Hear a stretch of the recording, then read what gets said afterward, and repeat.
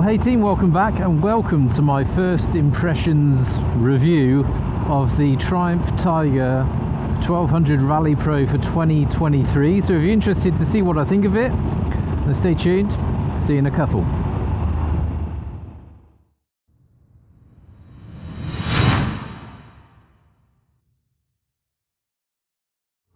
Now, for those of you that are tuning in for the first time to see this review, first off, welcome. Hopefully it interests you and enough to make you want to subscribe to the channel.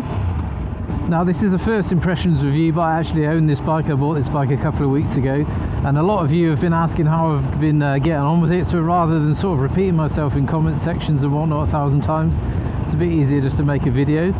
So as I said, I've had this bike now for a couple of weeks, maybe 3 weeks, and thus far I've done about 350 Ks on it. Would have liked to have got more on there to sort of quicker, or break it in a bit quicker, but the weather's been naff, so I haven't been able to get out too much, but about 350 we've done so far. I've done a lot to the bike, added new stuff, which will all become apparent. There's loads of videos coming in the garage of me putting stuff on this. There is one already of how I installed the Garmin XT and to where I've got it now. So if you did miss that, or if you're interested in knowing how to do that, then I'll stick a link in the top for that video. You can check that out. But thus far I've enjoyed it tremendously. I mean, it's slightly different to what I'm used to. Never had a shaft drive bike, never had an adventure bike, so to speak. I've come from a background of mostly sports tourers, a super naked, a couple of KTMs, BMWs, Triumphs I've had before, so this is all a bit new to me. But the reason I bought this bike, I owned previously the S1000XR, and I just found it too uncomfortable on longer runs, so that's why I wanted to get myself an adventure bike, and this was the one I decided on. Now, a few of you have asked why I got this Rally Pro over the GT Pro. I did explain it on another vid. Mainly it was purely for looks. I just loved this paint scheme on the bike. The matte green with white trim is just the best looking, I think. Wasn't really too put off by the 21-inch front wheel. I test rode all their bikes, the GT Pro and the Rally Pro. I even took out the Explorer, which has got the 30-litre tank, but I found that just a bit too big. Not that it was cumbersome, but it was just a massive machine. And not really, for the riding I do, travelling around Europe, there's petrol stations everywhere, so no real need for me to buy a bike with 30 litres. But as you can tell from the cockpit, I've changed quite a bit on this. I've already put my Garmin XT on, as I said. I've changed the screen to a short black screen, just purely for looks. Although the stock screen was good in the up or down position. Hand signals on the wrong way. Up or down position. But I just hate the look of a big window on the front of your bike. Although it's nice to ride in, it's possibly slightly better for this sort of thing as what I do for vlogging. The audio might be slightly worsened now that I've gone for a short screen, but not too bothered. As I said, I'm not a fan of a big triple glazed window hanging off the front of a nice looking bike.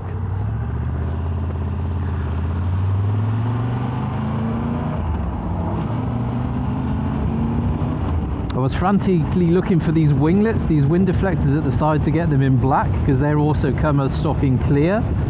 Couldn't find them anywhere, so I've actually painted them on the inside with a vinyl, like a spray vinyl. It comes in a can, comes out like a paint, but when it dries it becomes a vinyl. You can just peel it off, so if you make an ass of it, or you want to redo it, or you don't like the look of it, in the end you can just peel it straight back off and it's back to stock. Fairly easy enough bike to take apart. I mean, I stripped this bike completely down, took all the paneling off because I had to rewire a lot of stuff.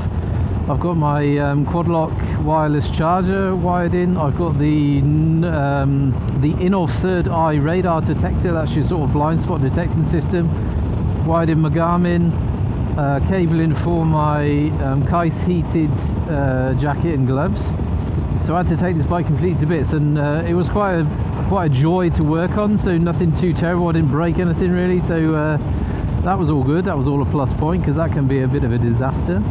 Not the easiest thing to do, I'll give you that, but not too bad. Highly impressed with the build quality from Triumph, and they've been up there with the best of them the last few years, but the build quality on them is very good, and as I said, it's a pleasure to work on them. Although the only thing I probably don't like, I don't know why Triumph still do it, is these pots here, one for the brake lever and one for the the hydraulic clutch. It just looks so shit to have a nice bike with supreme build quality, and then you slap some crappy looking pot on the front. Why can't they just do it like BMW, where they're actually mounted behind the bars and in like a really smart sort of black ionized reservoir? You can get them from Triumph, proper expensive. I did have them on my Tiger 1050. But even the mounting position of where they are, because they're forward of the bars or the brake lever, it limits your options on what you can put on as a tank bag. Now, from the entire Semi-Aerotech Pro tank bag range, I can only get actually 2 of them to fit on the bike nicely. They will all go on, but some of them look really shit because too much of the tank bag hangs over the tank. And this Pro Micro is actually mounted as far back as I can get it, and it's still quite a lot, or it's still quite far forward. There's not much room from the filler cap to your bars, and with these crappy looking brake reservoirs on there, it bangs into most of the tank bags that you put on them, so it's not, you don't get a sort of full turning circle, so it's a bit of a nightmare. But that was probably my only gripe with regards to quality. Why would you just put a crappy looking pot on there? I don't get it. But never mind, not to lose my junk over that, but that's just one sort of gripe that I've got. But I've seen lots of reviews on this bike where people complained about the speed of the TFT dash. People complaining it's too slow. But if I show you, it's actually an animated dash. So when you select through stuff, it's got a nice animation to it, and people find that too slow. I'm not bothered by it. I should have showed you actually when I started up the bike. You can start the bike before the TFT dash has sort of gone through its startup. That takes a few seconds as well, but you can still start the bike before the TFT dash comes on. So again, that's not an issue for me. But the speed of the dash or the software, yes, it's slower than most, but it's because they've animated it, and I think it looks cool. It's kind of, this is the fire theme, I believe. So I'm not worried about that at all. The menu structure as well takes a few days, a few rides to get used to where everything is, but again, it's very intuitive. I like where everything is. It's easy to pick up once you've got used to it, so no gripes there at all. And I think it's a proper nice system, so no gripes with that either. A few people had complained, or no, I was looking when I bought this bike, that nowhere on the Speedo, on the TFT dash, you can find your odometer. It's never on the screen. It's actually, you have to go into the menus, go to bike, go down to service, and that's where you can see your mileage. There you go, 318 I've done, and you can leave that on screen, but nowhere else is your odometer to be found, which is a bit weird. But once you know it's there, then again, no great shakes. I'm just loving the feel of an adventure bike. It's quite a big bike. It's a tall bike. I'm 6'2", 34 inseam, and I can't flat foot this. Can if I force it. If I stand up, it's a bit uncomfortable to do that. If I just stop and put my feet down, then I'm both feet are sort of on my tiptoes. It's a very tall bike. I do have the seat in the highest position. You can lower the seat by a couple mil. Well, it's more than a couple mil.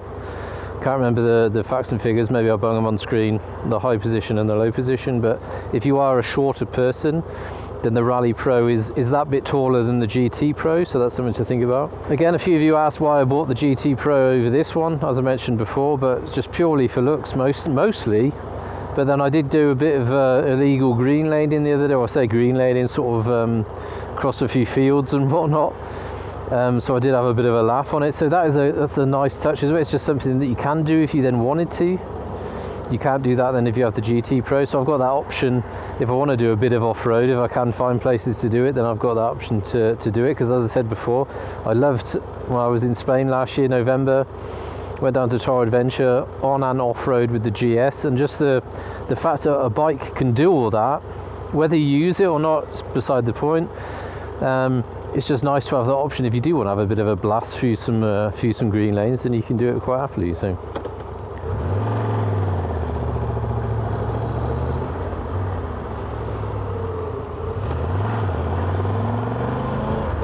But it just feels nice to have a bit more suspension, you know, with a slight sort of wallow to it. Obviously it's got some more suspension travel than bikes I've had before. And to be honest, all the other bikes I've had, you know, S1000XRs, 1290 GTs, 1290Rs, the suspension has all been hard, although you can sort of set it to a comfort setting. It's either sort of extra hard or hard. I've never had a bike with sort of really nice plush, soft, comfortable suspension if you wanted it. So haven't really buggered about too much with settings on this, because it does have, I think it's 5 rider modes: rain, road, sport, off-road and off-road pro. And it does have like a user mode where you can custom it all yourself. So you can set up one custom mode where you can plummet, you know, throttle mapping, suspension, ABS, traction control, all levels of whatever you want it. You can go full custom on one thing if you want to just have a flick of a button.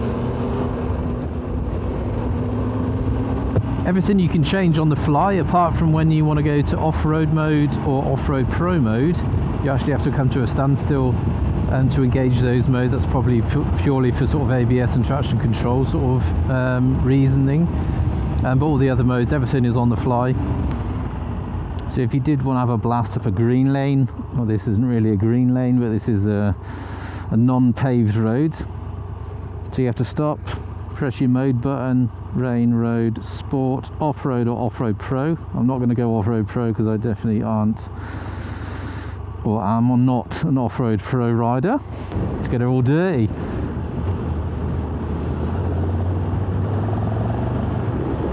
Now these tyres are pretty good. It's hard to get the back end to spin out the traction, or to break traction. Proper good grip.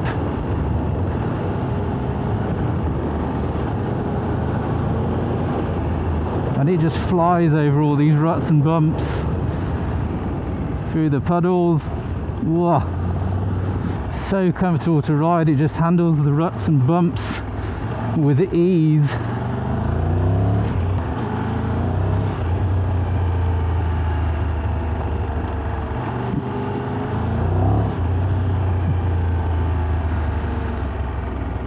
And once you've got your bike all dirty and you've come to the end of your green lane, whack it back in to a road mode and off you pop.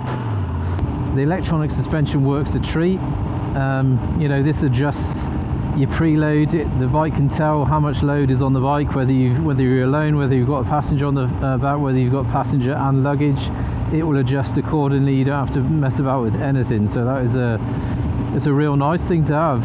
I mean, I had it on my XR, but I never really felt it that much because the XR suspension was so hard, but you definitely notice it on this bike. I will say throughout the mappings though, the sport mode and road mode, the throttle mapping is fairly aggressive. It's quite brutal. It's fairly snatchy.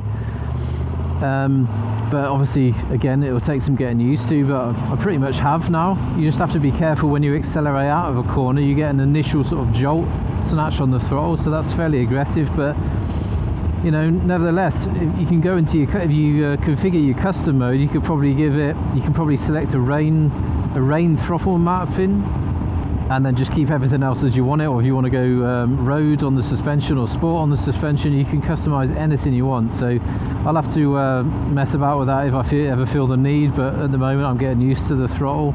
Now I've got a few more videos to come on luggage options, because I do have a lot now for this bike. I've got the SW Motec WP soft panniers that I took on my Scotland trip last year, a waterproof soft pannier.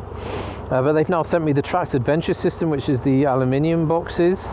So there'll be a video on that to come. And I've got their new DUSC panniers, the black ones, which is it's like an in-between from an aluminium box to a soft pannier. Although they are hard luggage, it's not an aluminium box, it's like a hard plastic. So I've got that to come as well. So I've got an abundance of gear videos to come on this on this bike.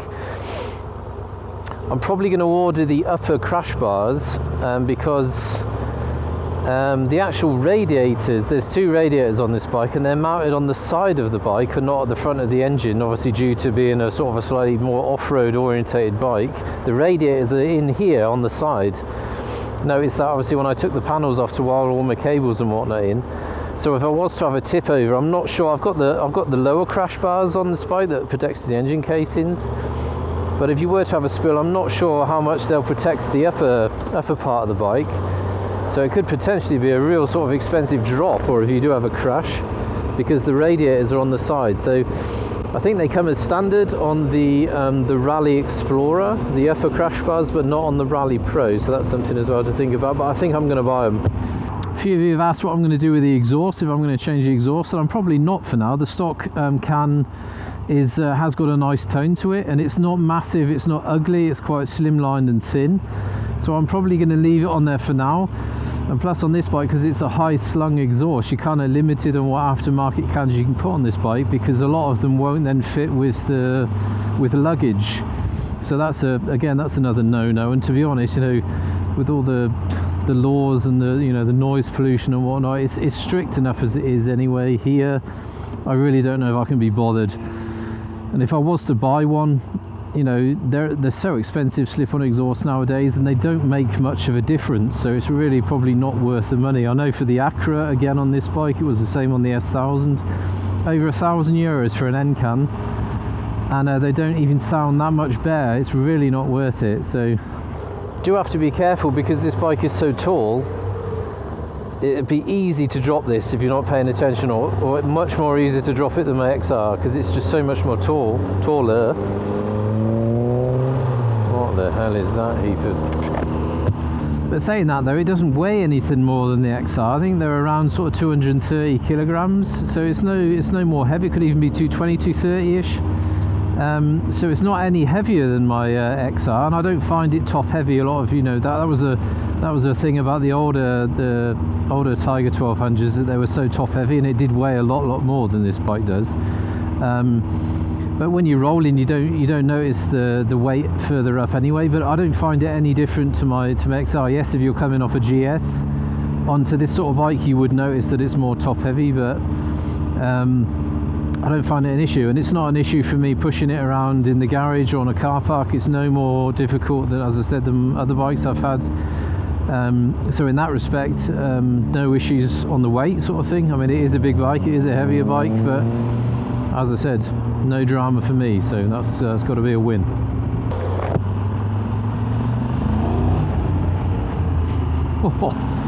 With regards to lighting, the headlights are amazingly bright. Now you've got a switch on the left-hand switch gear, you probably can't see it behind my phone, but in the up position, all you get is daytime running lights, which is an LED stripe that runs along the bottom of the headlight. Flick the switch down to headlights and you get daytime running lights and your headlights. And on top of that, if you want to, you can press the button on the top for the spotlights, auxiliary lights, fog lights, whatever you want to call them, and then you get all three. So the amount of lighting on this bike is awesome. I haven't been out in the dark as yet. Early mornings and late afternoons where the lights fade in, I've been out, and it's you can already tell there's plenty of lighting. The switch gear is backlit, which is nice to see. Haven't had that on any of my bikes previously. Heard a few negatives from others about the vibrations on this bike. Apparently because of the T-plane crank, it vibrates more than, or it's not as smooth as it could be.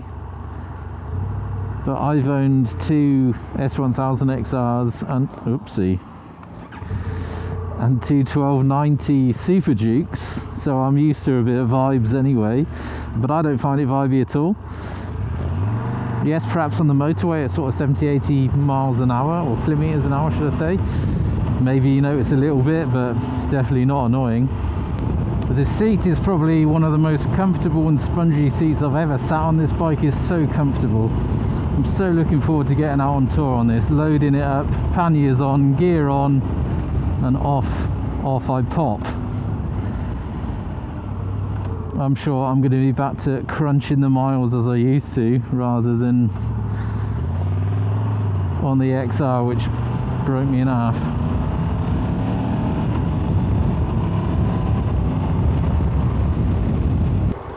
Now this bike doesn't come with the heated seat that you do get on the Explorer model, so on the 30-litre tank model you get a few more bits. You get the heated seat, you get the upper crush bars, you get obviously the 30-litre tank, you get the blind spot detection in the mirrors. You don't get that on this bike.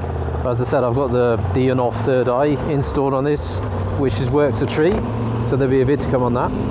but this bike is sort of heated seat ready, if you like, so you can still purchase the seat. You can either get just for the rider, or you can get the rider and pillion seat. Obviously they're two separate seats. I never really take anyone on the back any of this much anyway, and probably even less in winter. So if I was to buy one, then I'd probably only get it for me, for the rider.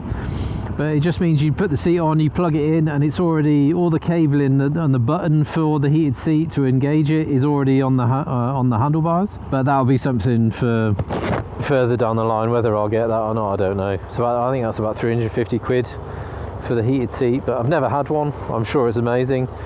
I am loving though the engine, the 3-cylinder engine. It's always been a great motor, but it sounds great, especially with the T-plane crank. It doesn't sound as good as a V-twin, but it's not far off. It still sounds lovely.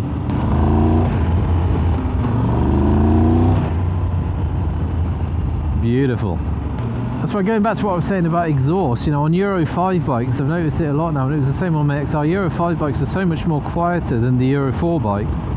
So adding just an end can doesn't really make much of a difference. I don't know if it's intentional, but a lot of manufacturers, or a lot of bikes, they've got a real nice induction roar to them out of the airbox. It's more of an engine. I don't know whether, as I said, whether it's been intentional that okay, we've lost a bit of exhaust tone, then we're going to give it more of a beans on the engine tones. But listen to this. She sounds absolutely brutal. Oh, and she shifts. I mean, I can only go up to about 5,000 revs. It goes up in intervals, so the first sort of 160 kilometers you can take it to 3,500 revs, and it'll flash red on the screen to let you know you're at the limit. And then once I can't remember, it's under my tank bag, but it tells you in stages. So now I can take it to 5,000 revs, and again you can take it up to 5. As soon as you tip over, it flashes red. But even then, even up to 5,000 revs, this thing pulls and pulls and pulls. See it flash red there that I was just over? But even now, even up to 5,000, there's so much grunt on this thing. Mega. You're gonna have much fun on this one. I can really rip it. I mean, it just feels like it wants to wheelie all the time with the extra suspension travel, and that it's slightly, so you get a bit more of a dive on this bike, especially under braking, and lift on hard acceleration, which I like. I mean, it's so comfortable, but this thing, it just feels like it wants to wheelie the entire time.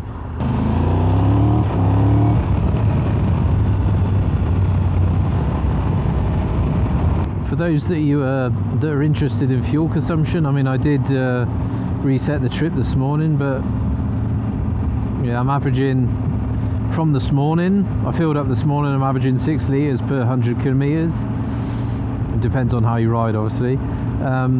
So yeah, I got about 315 kilometres to a tank, but I still had probably 3 litres left in the tank, so it's probably going to be around, I mean, the range is saying 276 there, but I've already done sort of 40 k's this morning, so it's going to be around that margin. Depends on how you ride it. It does get better as you run the bikes in, I found. So maybe 340 to a tankish, which is fairly standard, fairly okay. Now, I have set things up slightly differently on this bike in terms of sat-navs and TFT dashes. On my XR, my S1000XR, I didn't connect my phone to the bike. I connected it all through my sat-nav, so that controlled everything, my telephone calls, music, all that sort of business. But I haven't done this on this one because I like the software on this bike. Now, you can use the Triumph app for turn-by-turn navigation, which comes up on your dash, but it just gives you a distance to your next turn and an arrow. I like to have a map to look at, so the sat-nav will stay, but controlling music and everything else, then I now do it through the bike, through the joystick on the bars, rather than do it on my sat-nav. It does mean you have to turn the functions off on your sat-nav, so now my sat-nav is now turned off for media and such not, watch not, what not. and it works. It's because sometimes if you connect your phone to the bike and to your sat nav and do have everything enabled on both, sometimes it can shit itself, it can flick slightly, so you have to turn some stuff off to make sure you can just control everything from the One, in this case from the bike. So in this menu, it's your Bluetooth menu. You can control your navigation, your music, your phone, SMS. I haven't connected my GoPro, but you can connect your GoPro to the bike and stop recording from the bike, which is quite a cool feature. But it's just easy for me just to quickly stop record on my just by doing it manually on my helmet. So probably won't use that function, but you could if you wanted to. So if you do have your camera mounted somewhere on the front of your bike or on the back that you can't get to, you can now start your GoPro recording from the bike, which is a cool feature to have. Again, on the intercom settings, so I've now connected my Cardo Packtalk Edge to the bike, also to my sat nav, because I want to be able to hear the sat nav talking to me when I have to make a turn and whatnot. So you just leave that function enabled on the sat nav, but you can also connect it to your bike, so you get all your other bits and bobs. You can control your music, volume up and down, next track, etc. You can do all that from the bike, so that is fairly cool. But to sum up, I am definitely happy with this bike. It looks amazing, it rides amazing. Yes, it's all new to me, so it takes a bit of getting used to. A lot of stuff, as I said, snatchy throttles or aggressive throttle mappings I'll have to get used to, but you can change everything that you want. So even if I want to, or I can't get used to it that much, you can change and configure everything as and when.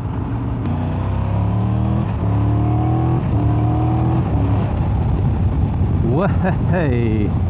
So hopefully that sort of updated you all. If I've missed anything that you still want to know about this bike, I mean, there'll be plenty more plenty more videos to come, sort of long-term reviews perhaps. But if I've missed anything that you do wish to know, then lob your questions down below in the comment section, and I shall do my best to get back to you and to answer your questions in full. If you are new to the channel and you want to check out my other stuff that I do, I don't really do bike reviews as much, but I do lots of travel videos, product reviews, etc. So if you are interested and you did like this video, then be sure to leave me a like down below. And if it's something you're interested in and enjoy, love to have you along. Please subscribe to the channel. It helps the thing grow no end. So that is it for today. I've been Sean. I shall see you in the next one.